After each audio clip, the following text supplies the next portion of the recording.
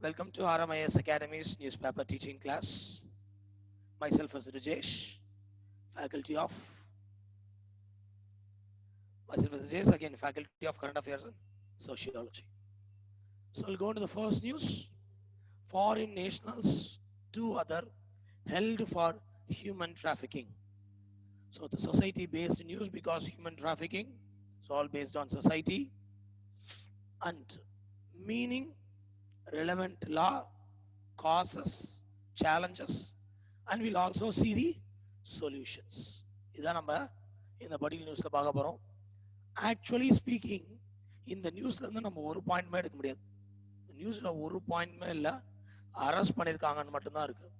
But human trafficking itself is a very important crime in India. So it is better to learn in and out of human trafficking. Meaning, human trafficking involves recruitment, transportation, transfer, harboring of person. Harboring na அடைச்சி வச்சிருக்கிறது. Harboring of a person by the means of threat or use of force or other form of coercion for the purpose of exploitation. So ஒரு மனிதரை exploit பண்றதுக்காக அவரை choirs பண்ணியோ அடிச்சோ ஃபோர்ஸை use பண்ணி அடிச்சு வைக்கிறது, ஒரு இடத்துல இருந்து இன்னொரு இடத்துக்கு டிரான்ஸ்ஃபர் பண்றது, இல்ல ஒருத்தர் டிரான்ஸ்போர்ட்டேஷன் பண்றது. டிரான்ஸ்ஃபர் பண்றதுன்னா அவரை கில் பண்ணி அவரை ஆர்கனை கூட டிரான்ஸ்ஃபர் பண்ண முடியும். டிரான்ஸ்போர்ட்டேஷனா த ஹோல் பாடியை டிரான்ஸ்போர்ட் உயிரோட கூட டிரான்ஸ்போர்ட்டேஷன் பண்ணலாம். எல்லாம் சேர்த்து human trafficking. So human trafficking generally occurs any part of the world. But அது ஜாஸ்தியாக எங்கே அக்கர் ஆகுதுன்னு நம்ம பார்த்துருவோம். Subsequently, we should know what are the types of exploitation the trafficking person usually goes through. Sexual exploitation for prostitution or any other type of sexual exploitation அந்த பர்சனை அவங்க use பண்ண வாய்ப்பு இருக்கு. யாரை ஹியூமன் டிராஃபிக்கிங் பண்ணுறாங்களோ அவங்கள ஜென்ரலாக ப்ராஸ்டியூஷனில் ஈடுபடுத்துவாங்க or other type of sexual exploitation. Forced labour. Forced லேபர்னா கொயர்ஸ் பண்ணி லேபர் பண்ண வைப்பாங்க. ஸ்லேவரி, அடிமை வாழ்க்கை வாழ்கிற மாதிரி வைப்பாங்க. The removal of organ. So these are the top 4 reasons why human trafficking generally happens. Got it? So human trafficking is one of the main crime in India, most important crime in India that's happening for a very long time. We will go into the relevant laws that stops this human trafficking in India. Article 23. Indian Constitution la Article 23 அது என்ன சொல்லும்னா prohibition of traffic in human beings and forced labor. prohibit பண்ணும் எதை? human trafficking. அப்ப இந்த Article 23 itself is a very important act against the human trafficking. Section 370 and 370A of IPC, Indian Penal Code. இதுல section 370 370A ரெண்டுமே டிராஃபிக்கிங்னா என்ன, trafficking persons என்ன தண்டனை, trafficking எப்படி பண்றது அதை பத்திலாம் எக்ஸ்பிளைன் பண்ணியிருப்பாங்க. So trafficking include trafficking of children for exploitation in any form including physical exploitation or any form of sexual exploitation, slavery, servitude and other forced removal of organ. எல்லாமே நம்ம already reasons for trafficking அப்படின்னு பார்த்துருக்கோம். இதை இந்த section 370 of IPC and section 370A of ஐபிசியில் explain பண்ணியிருக்காங்க. நீங்கள் இதை மட்டும் ஞாபகம் வச்சுக்கோங்க. You don't want to go and read 370 and 370A. Just remember this. And a very important act in India that cleanly stops. இதான் ஸ்பெஷல் ஆக்ட்ஸ்ன்னு சொல்லுவாங்க. ஒரே ஒரு விஷயத்துக்காக ஒரு ஆக்ட் போட்டிருப்பாங்க. ஸோ ஹியூமன் டிராஃபிக்கிங்கை ஸ்டாப் பண்ணுறதுக்காக இந்தியாவில் இருக்க ஆக்ட் பேர் immoral trafficking act of 1956. A very special act it is. இந்த ஆக்ட் இந்தியாவில் 1956 ஏன் பாஸ் பண்ணாங்கன்னா 1950 1950 India signed a convention, United Nation declaration நியூயார்க்ல சைன் பண்ணாங்க on the suppression of trafficking. சப்ரஷன்னா டிராஃபிக்கிங்க முற்றுமையா ஒழிக்கிறதா suppression of trafficking. So suppression of டிராஃபிக்கிங்க்கு இன்டர்நேஷனல் கன்வென்ஷன் இருக்கு. யூஎன்ல 1950 இந்தியா சைன் பண்ணியிருக்காங்க. நேச்சுரலா அதை ஃபாலோ பண்ணி ஒரு ஆக்ட் இந்தியாவில் கொண்டு வந்தாங்க. a very important act, immoral trafficking prevention act of 1956 of 1950, actually 56 not 86, 1956. got it? A very important act.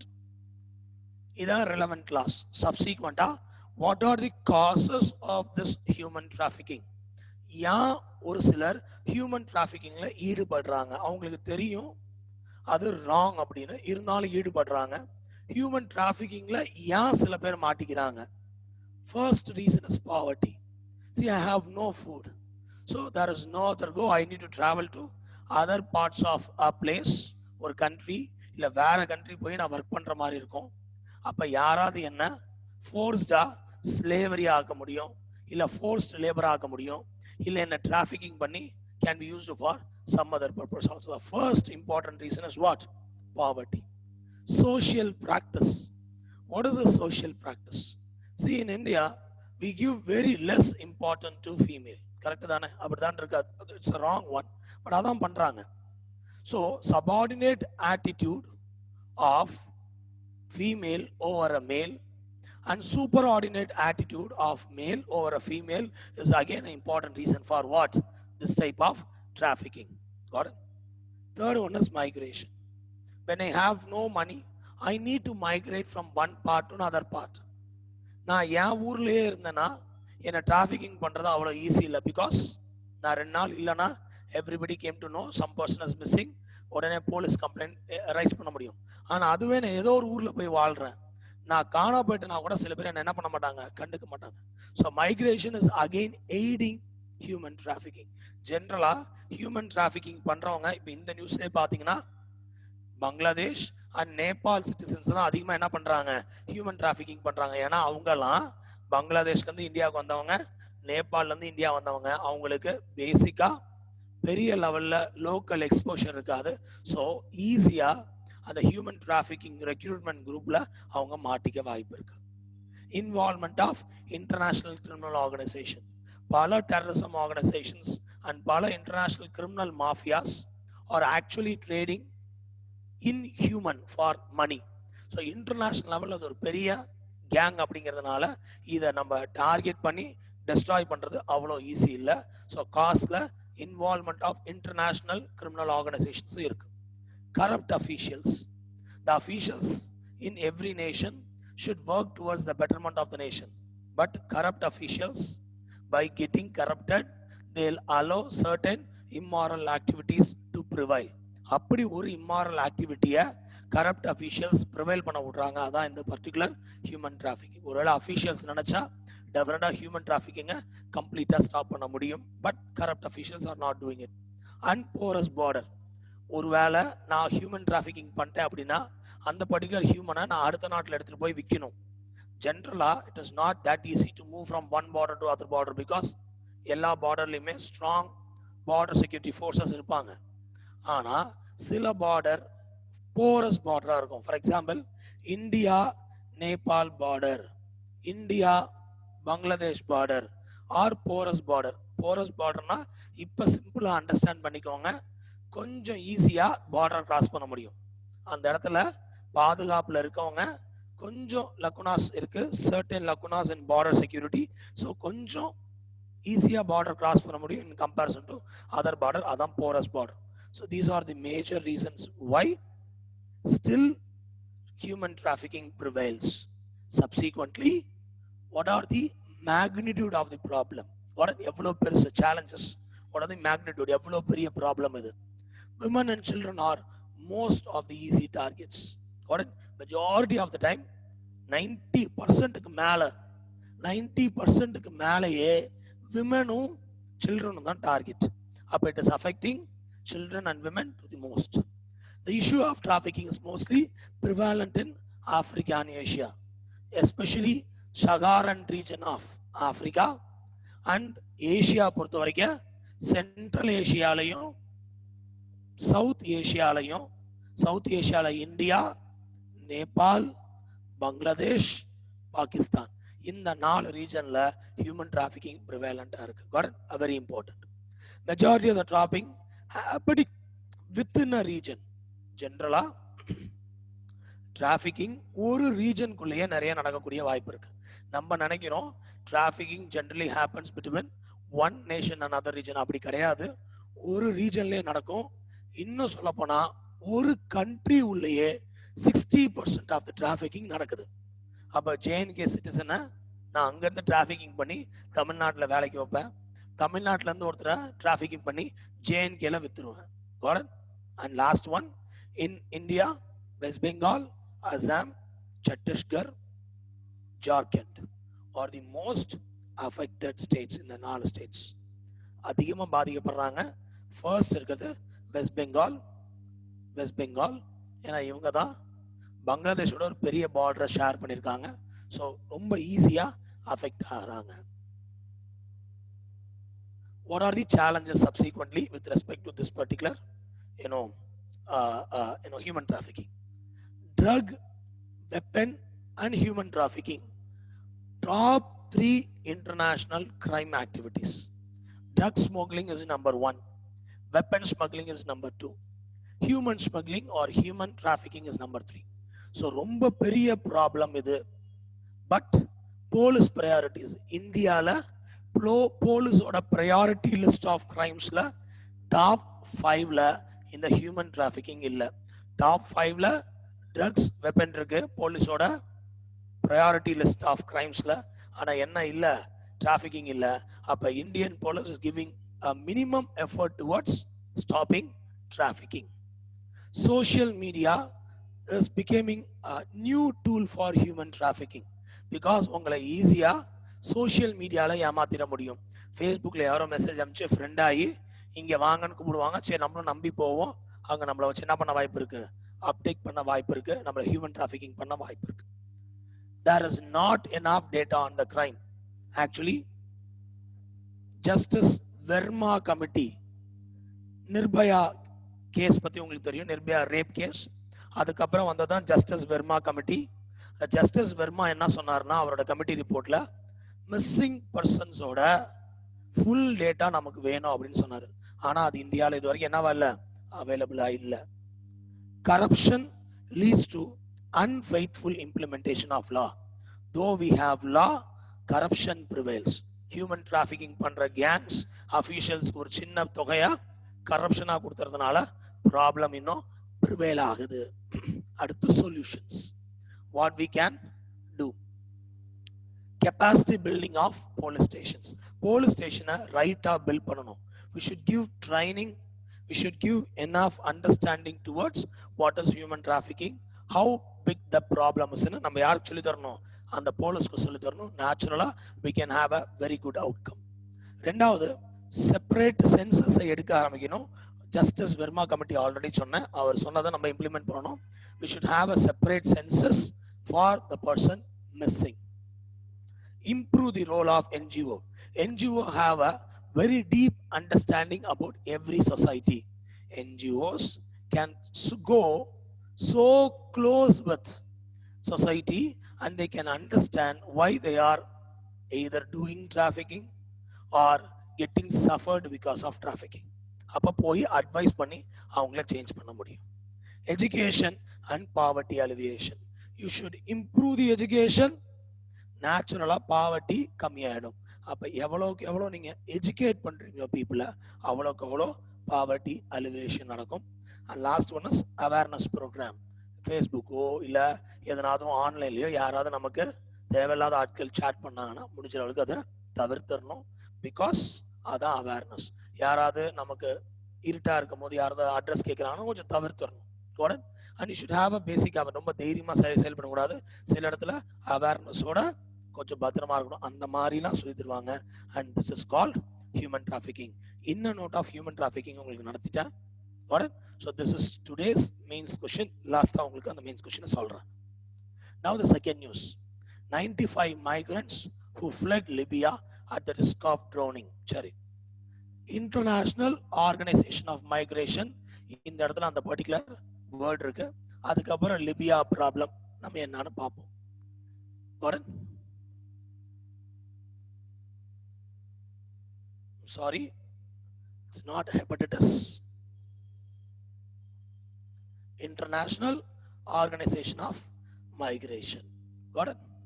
So International Organization of Migration was born in 1951 out of chaos and displacement in Western Europe following the Second World War, working under the mandate of UN. World War II முடிஞ்சதுக்கு அப்புறம் யூரோப்ல especially western யூரோப்ல மக்கள் இந்த நாட்டுல இருந்து அந்த நாட்டுக்கு, அந்த நாட்டுல இந்த நாட்டுக்கு பயங்கரமா டிஸ்பிளேஸ்மெண்ட் நடந்துச்சு. அதை ரெகுலேட் பண்றதுக்காக வந்த பாடி தான் இன்டர்நேஷனல் ஆர்கனைசேஷன் ஆஃப் மைக்ரேஷன். அப்ப அதுக்கு பேர் வேற, பட் சப்சிக்வெண்டா பேர் மாத்தினாங்க. அந்த பேர் நமக்கு தேவையில்லை, நமக்கு தெரிஞ்ச பேர் என்ன போதும், IOMனு தெரிஞ்சா போதும். Is dedicated to promote human and orderly migration for the benefit of all. நல்லா ஞாபகம் வச்சுக்கோங்க, human and orderly migration.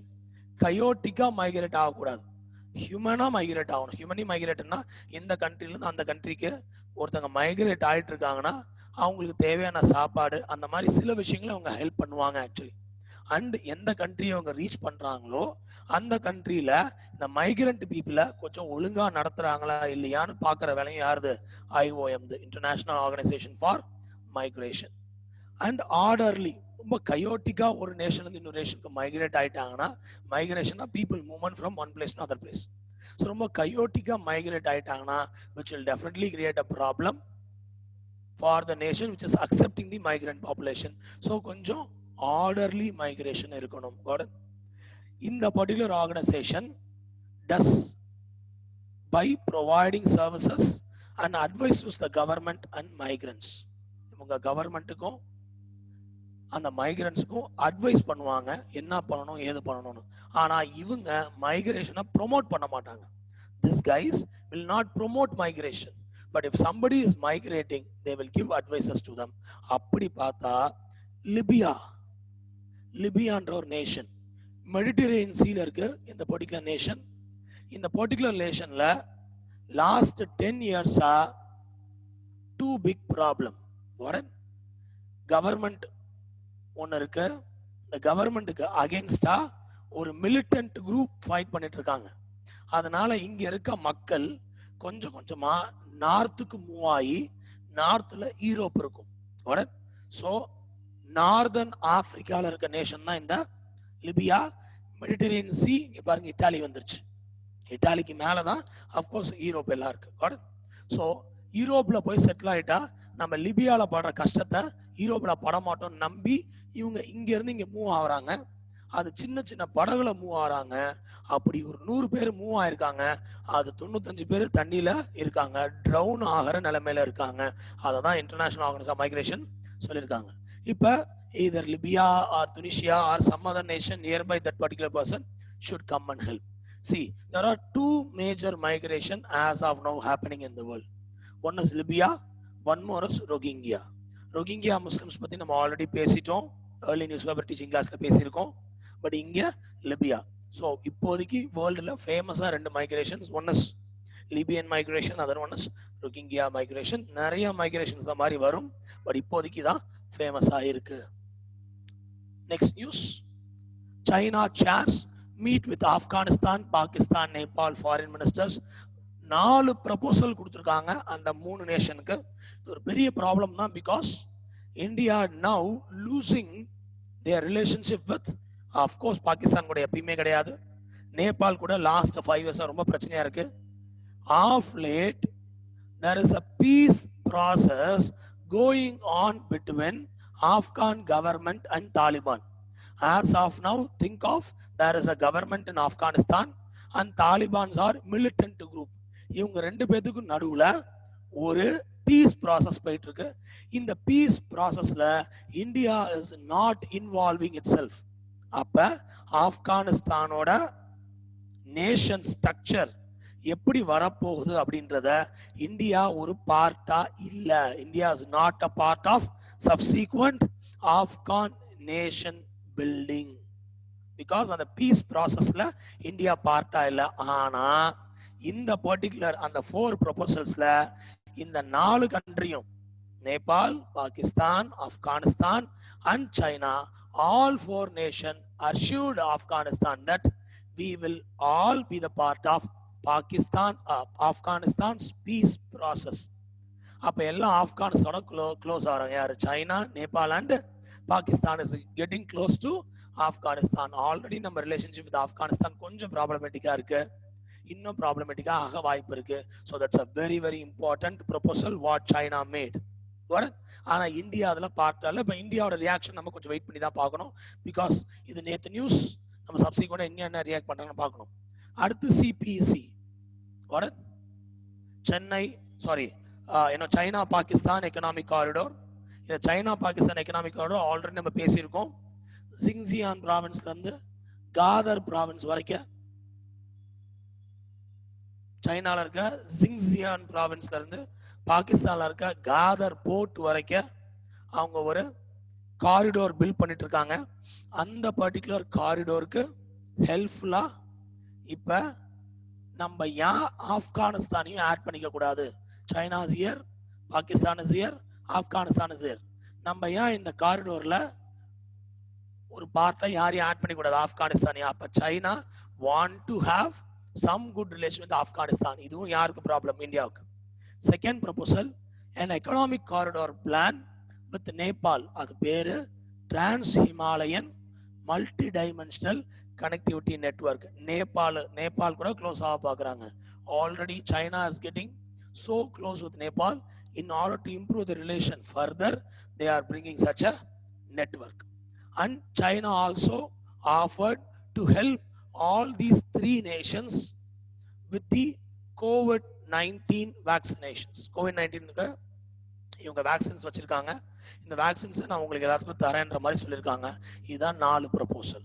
ஒன்று சிபிஇசியில் ஆப்கானிஸ்தானை மெம்பர் ஆகிறது, நேபாளுக்கு மட்டும் தனியாக ஒரு டீல், 3வது COVID-19 சம்பந்தப்பட்ட ஹெல்ப், 4வது ஆப்கானிஸ்தான் பீஸ் ப்ராசஸ்ல நம்ம 3 பேரும் ஆப்கானிஸ்தான் ஹெல்ப் பண்ணணும்னு சொன்னது. ஸோ இதான் 4 ப்ரொபோசல். 4மே இந்தியாவுக்கு ப்ராப்ளமேட்டிக்கான ப்ரொபோசல்ஸ் தான். அடுத்து next news. Police arrest cyber criminals targeting export firms. We need to know what is called digital signature key. See, this digital signature key is the outcome of IT Act 2000. Information Technology Act 2000 gives the legal status to digital signature. See, there are 2 types of signatures. One is digital signature, another one is electronic signature. Digital signature are the part of electronic signatures.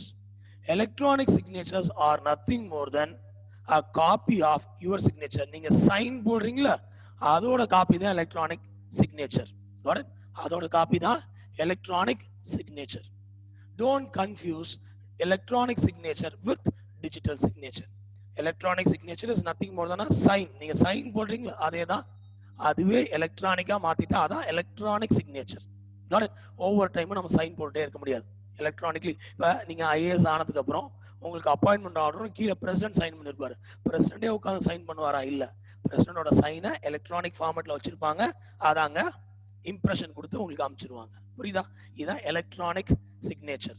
But digital signature is something very different. See, this particular slide will give you an understanding. Sender is sending a message called hello, which will be encrypted with a private password. And இத இந்த ஃபைலை encrypt பண்ணுவாங்க. hash functioning, encryption அந்த மாதிரி பண்ண முடியும். அதெல்லாம் நிறைய டெக்னாலஜிஸ் பேஸ் பண்ணி பண்றது. பட் ஜஸ்ட் லிசன், அந்த டெக்னாலஜிஸ் நமக்கு தேவையில்ல. hash function அல்லது encryption அல்லது ஹேஷிங்னு சொல்லுவாங்க. இதான் காமனா யூஸ் பண்ற டெக்னாலஜிஸ். அப்ப centre will lock the file, sender will lock the message, and அதை encrypt பண்ணி receiver will receive after using the public password. இந்த பாஸ்வேர்டு அப்படிங்கிறது சீரியஸ் ஆஃப் கீஸ், நம்பர்ஸா இருக்கலாம், லெட்டர்ஸா இருக்கலாம், சிம்பிள்ஸா இருக்கலாம், எதா வேணாலும் இருக்கலாம், அதான் பாஸ்வேர்ட். இவர் இது பிரைவேட் பாஸ்வேர்ட் வச்சு என்ன பண்ணுவோம், பிரைவேட் பாஸ்வேர்ட் வச்சு லாக் பண்ணுவாரு. அந்த password will be share to the particular receiver. அவர் அந்த பாஸ்வேர்டு தான் பப்ளிக் பாஸ்வேர்ட்னு சொல்லுவாரு. அதை அவர் ஷேர் பண்ணா அந்த மெசேஜ் அவருக்கு கிடைக்கும். இதுதான் நல்லா ஞாபகம் வச்சுக்கோங்க, digital signature. So digital signature is a mathematical scheme for verifying the authenticity of digital message or document. அவர்கிட்ட இருந்து தான் எனக்கு வந்திருக்கு, அவர் லாக் பண்ணிடுறாரு, நான் அந்த கீயை வச்சு ஓபன் பண்றேன். அந்த கீ இல்லைன்னா அந்த மெசேஜ் என்ன பண்ண முடியாது, ஓபனே பண்ண முடியாது. இதுக்கும் எலக்ட்ரானிக் சிக்னேச்சருக்கும் டிஃபரன்ஸ் இருக்கு. எலக்ட்ரானிக் சிக்னேச்சர் சைன் போடுறது, அவ்வளவுதான், எலக்ட்ரானிக்கா பிரிண்ட் பண்ணும் சைனை. பட் இங்க message A to B move ஆகுது. A அந்த மெசேஜை லாக் பண்றாரு, அதுதான் டிஜிட்டல் சிக்னேச்சர். அண்ட் B அந்த பர்டிகுலர் பாஸ்வேர்டை வச்சு ஓபன் பண்றாரு. So this is called digital signature. இந்த மாதிரி டிஜிட்டல் சிக்னேச்சரை இந்த சைபர் கிரிமினல்ஸ் திருடி நிறைய ஃபர்ம்க்கு டியூட்டி ரிபேட் பண்ணிருப்பாங்க. டியூட்டி இப்ப நீங்க கட்டுங்க, பின்னாடி திருப்பி கொடுத்துறேன்னு கவர்மெண்ட் சொல்லியிருப்பாங்க. அது எல்லாமே டிஜிட்டல் சிக்னேச்சர்ல தான் ஒர்க் ஆகும். நான் அப்புறமே நீங்க திருப்பி தரது டிஜிட்டல் சிக்னேச்சர்ல. டிஜிட்டல் சிக்னேச்சர் மூலமா நான் மெசேஜ் அனுப்புவேன், அதுல அக்கௌண்ட் நம்பர்லாம் இருக்கும், அதை நீங்க யூஸ் பண்ணி you can get the money back. அதை இவங்க ஹேக் பண்ணி அதெல்லாம் எடுத்து ஒரு 3 crore மேல என்ன பண்ணிருக்காங்க, ஃப்ராட் பண்ணிருக்காங்க. And that particular person is now busted. அதான் news. So digital signature is the encryption of a message. Electronic signature normal சிக்னேச்சரோட electronic via. Got it? So that's the difference between electronic and digital. See, the digital signature as opposed to traditional signature is not a name. Name is electronic signature, but 2 keys. And the 2 key தான் என்னன்னா private password, public password. Private key, public key. Private key நீங்க lock பண்ணுவீங்க, public key receiver வச்சிருப்பார். But அந்த ரிசீவருக்கு எப்படி வரும்னா, இந்த பிரைவேட் கீ இன்னொரு பப்ளிக் கீயை உருவாக்கும், அது ரிசீவருக்கு மட்டும் தான் தெரியும். Got it? So இந்த 2 கீயை தான் நம்ம என்னன்னு சொல்றோம், டிஜிட்டல் சிக்னேச்சர்னு சொல்றோம். Got it? Digital signature is something different, electronic signature is something different. Good. Next news. Conservationist elated as tiger number goes up. We should understand this. Tiger Reserve, Nagarjuna Sagar Sri Sailam Tiger Reserve, India's biggest tiger reserve, largest tiger reserve, which happens to be in Andhra Pradesh. And the tiger reserve la number of cats, adhaadu tigers increase aanadanaala happy ah irukanga. So Nagarjuna Sagar Sri Sailam Tiger Reserve, largest tiger reserve. இந்த இதுல 2 multi purpose dam இருக்கு. இந்த மாதிரி tiger ரிசர்வ்ல இருக்க dam question கேட்பாங்க, Srisailam and Nagarjuna Sagar. அதனாலதான் இது பேரு Nagarjuna Sagar Srisailam tiger reserve. And இந்த பர்டிகுலர் டைகர் ரிசர்வ்ல நல்லமலா ஹில்ஸ்ல தான் முக்காவாசி. This tiger reserve happens to be in Nallamala hills. Nallamala hills is a part of Andhra Pradesh, Eastern Ghats. Global tiger. இன்னொரு முக்கியமான விஷயம் என்னன்னா, இந்த பர்டிகுலர் டைகர் ரிசர்வ்ல கிருஷ்ணா ரிவர் கட் பண்ணுது. So Krishna river's flowing in this particular tiger reserve. அப்புறம் டைகர் ரிசர்வ்ல என்னென்ன தெரிஞ்சுக்கணும்னா, அங்க என்ன டேம் இருக்கா, அதை சுத்தி எதுனாலும் ரிவர்ஸ் இருக்கான்னு தெரிஞ்சுக்கணும். அந்த டைகர் ரிசர்வ்ல எத்தனை டைகர் இருக்குன்னு தெரிஞ்சுக்க வேண்டாம். கண்டிப்பா டைகர் ரிசர்வ் இருக்கிறதுலே பெரிய டைகர் ரிசர்வா இல்ல சின்ன டைகர் ரிசர்வா அப்படி தெரிஞ்சுக்கணும். இதுல சின்ன டைகர் ரிசர்வ் என்னன்னு பாருங்க, பீல ஆரம்பிக்க அந்த நேம் செக் பண்ணிட்டு வாங்க. Smallest tiger reserve, this is largest tiger reserve. That's a difference. Subsequently, we should understand a program called Global Tiger Recovery Program. See, this Global Tiger Recovery Program's target is to double the tiger number by 2022. நீங்க 2021ல prelims எழுத போறீங்க, 2020ல அந்த target முடியுது. Very important question இருக்கும். So Global Tiger Recovery Program, இந்த ப்ரோக்ராமை யார் authorise பண்ணிருக்காங்க அப்படின்னா, tiger summit that happens in St. Petersburg. இதை ஆத்தரைஸ் பண்ணது யாருன்னா tiger range countries. Tiger range கண்ட்ரீஸ்ங்கிறது இவங்க தான் tiger range countries. Bangladesh, Bhutan, Cambodia, China, India, Indonesia, Laos, Myanmar, Malaysia, Nepal, Russia, Thailand, Vietnam. North கொரியாவும் கொஞ்ச நாள் டைகர் ரேஞ்சிங் கண்ட்ரியா இருந்தாங்க, இப்ப இல்ல. ஸோ ஒருவேளை நீங்க எதனாலும் நியூஸ் பேப்பர்ல நார்த் கொரியா ஆட் பண்ணிருந்துச்சுன்னா அது தப்பு. 13 நேஷன்ஸ் மட்டும்தான். இந்த 13 நேஷன்ஸ் தான் டைகர் ரேஞ்சிங் கண்ட்ரிஸ். இந்த 13 நேஷன்ல மட்டும்தான் ஃப்ரீ ரேஞ்சிங் டைகர்ஸை நம்மளால பார்க்க முடியும். Free ranging tigers. அதுலயும் மேக்ஸிமம் டைகர்ஸ் எங்க தான் இருக்கு? இந்தியாவில தான் இருக்கு. இந்த particular programme first of the kind programme where the action is taken to deal with crisis of extinction faced by the big cat. ஏன்னா இந்த கேட்ஸை காட்டில் போய் வேட்டையாடி ஹண்ட் பண்ணி நிறைய அனிமல்ஸை கில் பண்ணிட்டாங்க. பவுச் பண்ணியும் நிறைய அனிமல்ஸை கில் பண்றாங்க. சேவ் பண்றதுக்காக வந்த ப்ரோக்ராம் தான் இந்த ப்ரோக்ராம். இந்த பர்டிகுலர் ப்ரோக்ராம்ல தனித்தனி கண்ட்ரிக்கும் டார்கெட் இருக்காது, ஹோலிஸ்டிக் டார்கெட் தான். there is no individual country goal. got it? there is no individual country goal. ஒவ்வொரு கண்ட்ரிக்கும் தனித்தனி கோல்ஸ் தான் கிடையாது. It is a global goal only. got it? எல்லாம் அந்த 13 நேஷனும் சேர்ந்து டைகரை டபுள் பண்ணணும். ஒவ்வொரு நேஷனும் எத்தனை டைகரை சஸ்டைன் பண்ண முடியும் அப்படின்னு யோசிச்சு பண்ணுவாங்க. ஏன்னா thousands ஆஃப் டைகர்ஸ் வர முடியாது. 10,000 20,000 டைகர்லாம் இந்தியாவில் சஸ்டைன் பண்ணாது. பிகாஸ் டைகருக்கு அத்தனை கிலோமீட்டர் தேவைப்படும். ஸோ ஒரு டைகர் 4-5 கிலோமீட்டர் தான் வாழும். 5 கிலோமீட்டருக்கு அந்த டைகரே தேவை. ஒரு டைகரால வாழ முடியும். 10 டைகர் அந்த 5 கிலோமீட்டருக்குள்ள வந்துச்சுன்னா ஒண்ணுக்கு ஒன்று ஃபைட் பண்ணி இறந்தே போயிடும். ஸோ அதனால ஒவ்வொரு நேஷனும் எத்தனை டைகரை சஸ்டெயின் பண்ண முடியும்னு இவங்க கணக்கு பண்ணி அந்தந்த நேஷனுக்கு தனித்தனியா டார்கெட் வைக்காம குளோபல் டார்கெட்டா வைக்கிறாங்க. And that's call global tiger recovery programme comes under this particular tiger range countries. A very important program. 2022 இந்த ப்ரோக்ராம் டார்கெட் முடியுது. நீங்க 2021ல பிலிம்ஸ் எழுத போகும்போது யூஸ்ஃபுல்லா இருக்கும்.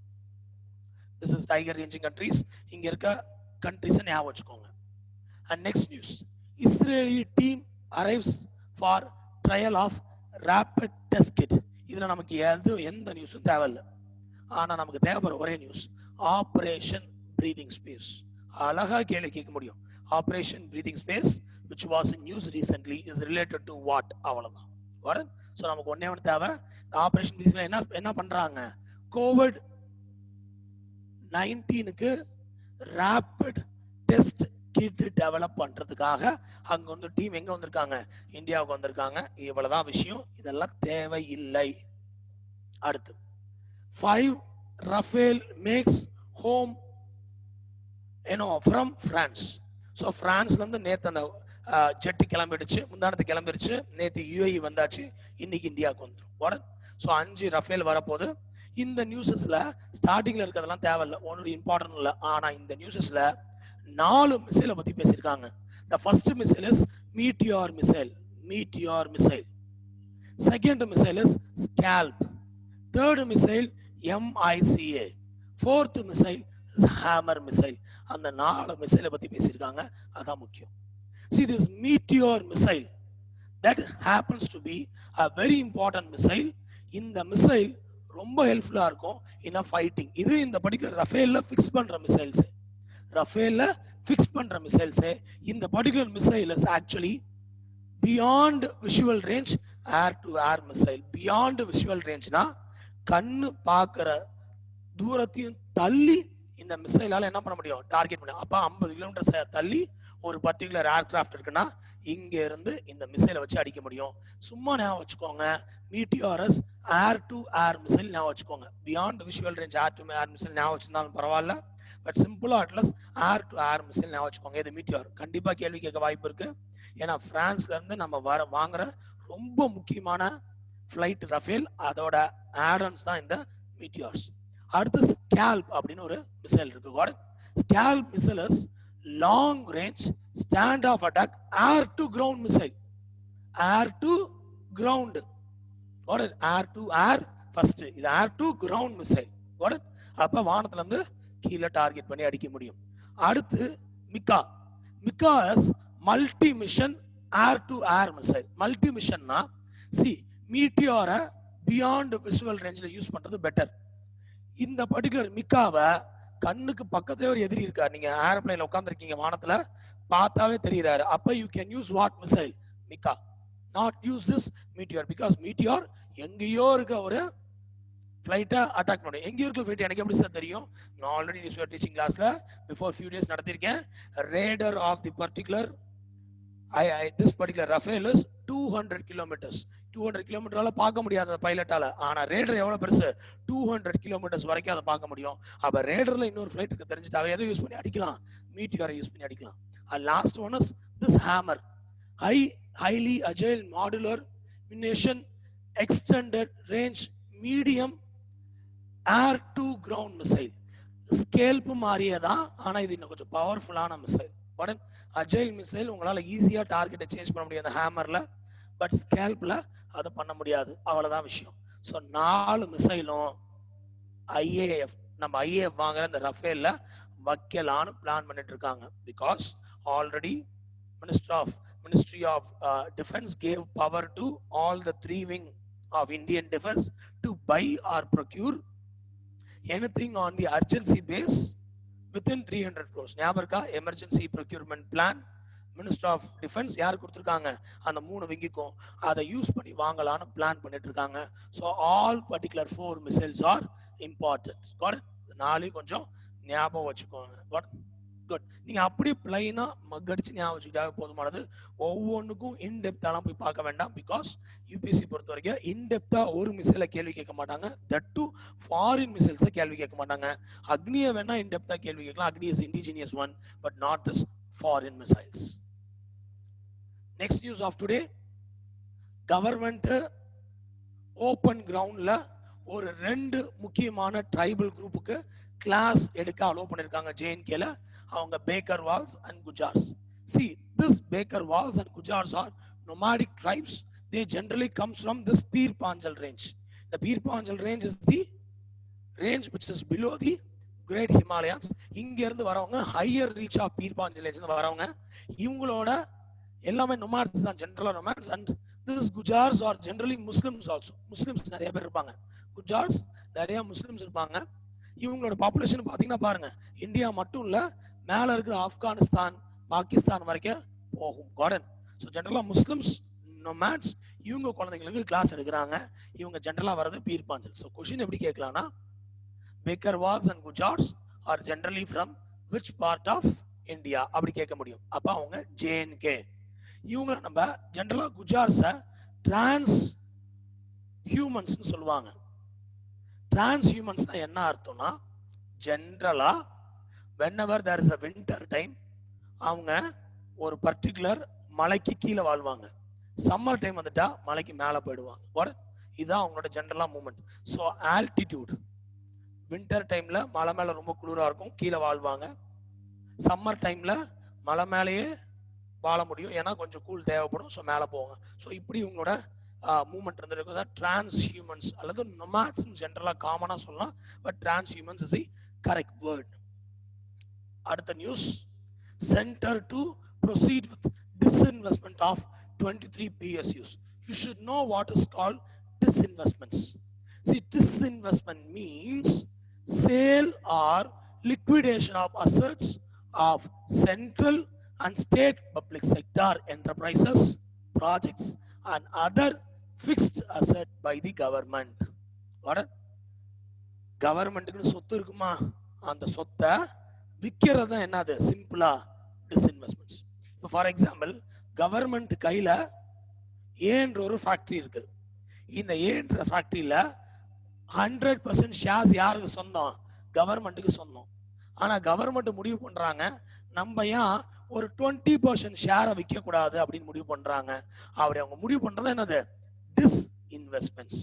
So whenever government want to sell its assets, it's called disinvestments. There are types of disinvestments: minority, strategic and complete privatization.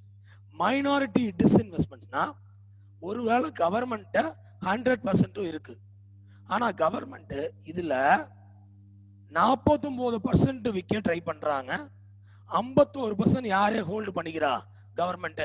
அப்ப majority shares யார் இருக்கு, கவர்மெண்ட். அப்ப கவர்மெண்ட் நினைச்சா என்ன முடிவு வேணாலும் எடுக்கலாம். அதுதான் மைனாரிட்டி சேல் அல்லது மைனாரிட்டி டிஸ்இன்வெஸ்ட்மெண்ட். ஏன்னா அந்த கம்பெனி இன்னும் யார் கம்பெனி தான், கவர்மெண்ட் கம்பெனி தான். ஏன்னா மேக்ஸிமம் ஷேர் யார்கிட்ட இருக்கு, கவர்மெண்ட் இருக்கு. அதுவே ஸ்ட்ராட்டஜிக்னா மோர் தென் 50% செல் பண்ணுவாங்க. மோர் தென் 50% செல் பண்ணிட்டாங்கன்னா government is not the decision maker. 50%க்கு மேல யார் வச்சிருக்காங்களோ அவங்க தான் டிசிஷன் மேக்கர். அதுக்கு பப்ளிக்கும் வாங்கலாம், வேற இன்னொரு பிரைவேட் கம்பெனி வாங்க முடியும். அதான் ஸ்ட்ராட்டஜிக் டிஸ்இன்வெஸ்ட்மெண்ட். மைனாரிட்டினா the operation of the particular company hold by government. Strategic டிஸ்இன்வெஸ்ட்மெண்ட்னா மோர் தென் 50% வித்துருவாங்க. அப்ப அந்த பர்டிகுலர் கம்பெனியோட அந்த பர்டிகுலர் பேசிக் ஆபரேஷன்ஸே ஒரு பிரைவேட் கையா போக வாய்ப்பு இருக்கு. அண்ட் கம்ப்ளீட் பிரைவேடைசேஷன் 100% வித்துட்டா அதான் கம்ப்ளீட் பிரைவேடைசேஷன். ஸோ ஜென்ரலா கவர்மெண்டோட சொத்து, கம்பெனிஸ்ல இருக்க சொத்தை, அந்த ஷேர்ஸை விற்கிறது தான் minority disinvestments, strategic disinvestments, and complete privatization. Got it? And that's about today's news. Considering the following statement regarding Nagarjuna Sagar Sri Sailam Tiger Reserve, it is the largest tiger reserve in India, correct?